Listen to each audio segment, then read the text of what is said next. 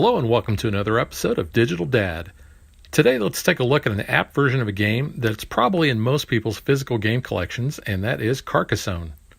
Now if you don't already know how to play, we've covered a few of the different versions on the Dad vs. Daughter channel, so you can go check out those videos.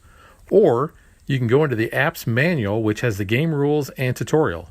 Just tap the book with the question mark on the right hand side. The rules section acts just like any game's rulebook. It'll tell you everything you need to know how to play.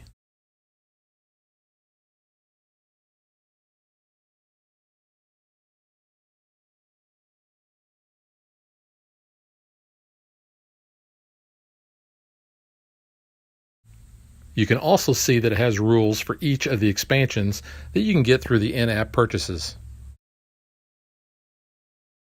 The tutorial is pretty good, and it'll step you through the basics of the game and how to use the app.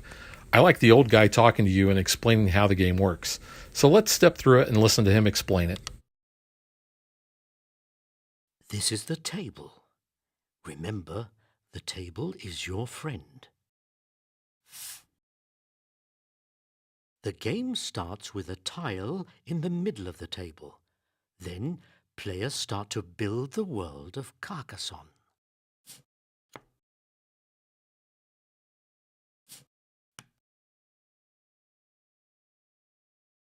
Place your tile in one of the spots where it fits. Good choice. That's a nice spot for your tile. Now, sometimes when you aren't too sure about the spot, you might want to change your mind. Let's try that. Exactly like that. It looks much happier here, doesn't it?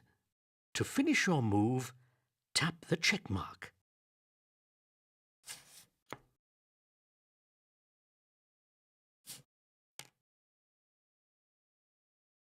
So now that you know how to build the world, let's look at scoring points. These are your meeple. To win the game, place them on landmarks. When a landmark is completed, you get your meeple back and score points. So that's what you want to do. You can place your meeple in a city or in a cloister and on roads or fields. That is, if it's not already occupied by someone else, of course. To complete a city, you have to close its wall. A completed road starts and ends at a settlement or a crossing. Cloisters need to be completely surrounded. Fields are never complete. But don't be sad, you will get points for all completed cities on it at the end of the game.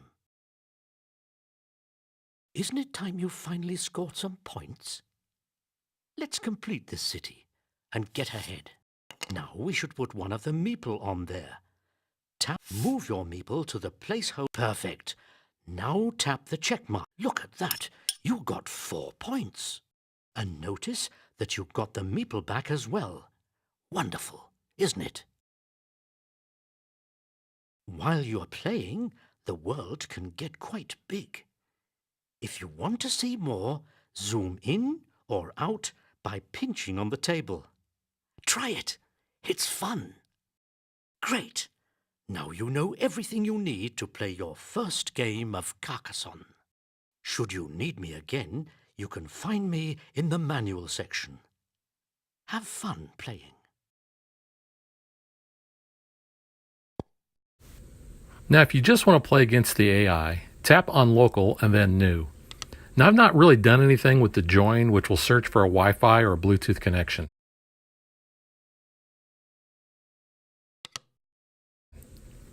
You can see there's a number of different computer opponents that you can choose from that range from easy to computer evil. I generally play against the Count because he's computer strong. I've rarely beat him, so he always gives me a good challenge. You'll also see on the bottom right the expansions that I'm using for the game. If I tap the gear, I can choose any of the expansions I've purchased. I like the river and Inns and Cathedrals the best.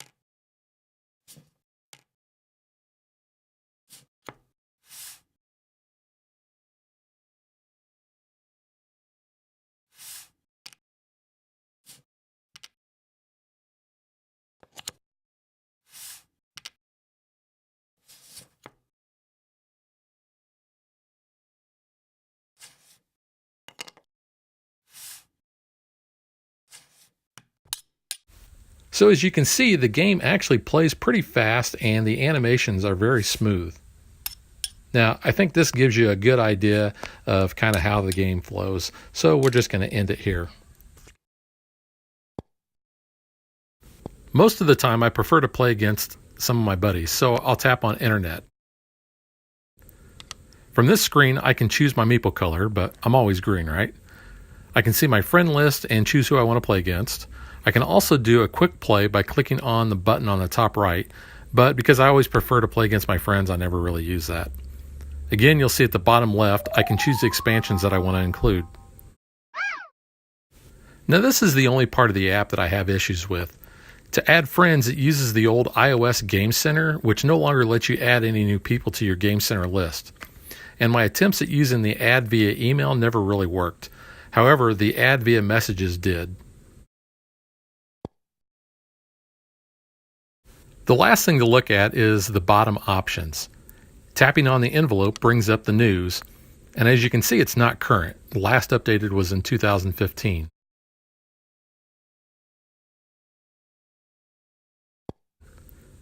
Tapping on the trophy brings up the high scores and achievements.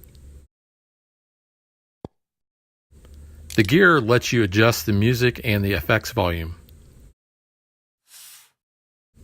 The eye is the About Carcassonne information.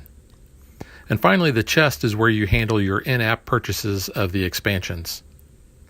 Now, you can see that it has a bunch of them that say it's already sold.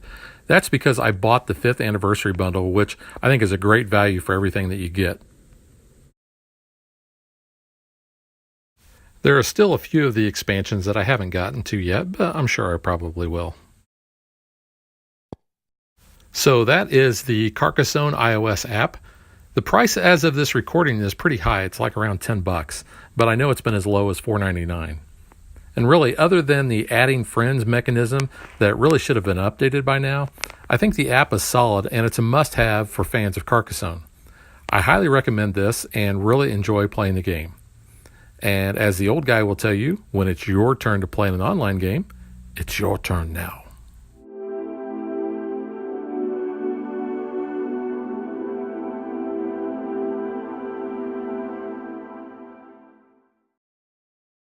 If you would like to support us, you can visit patreon.com/dadvdaughter. Like and follow us on Facebook to stay current on our show schedule, sneak peeks at future shows, and to interact with us.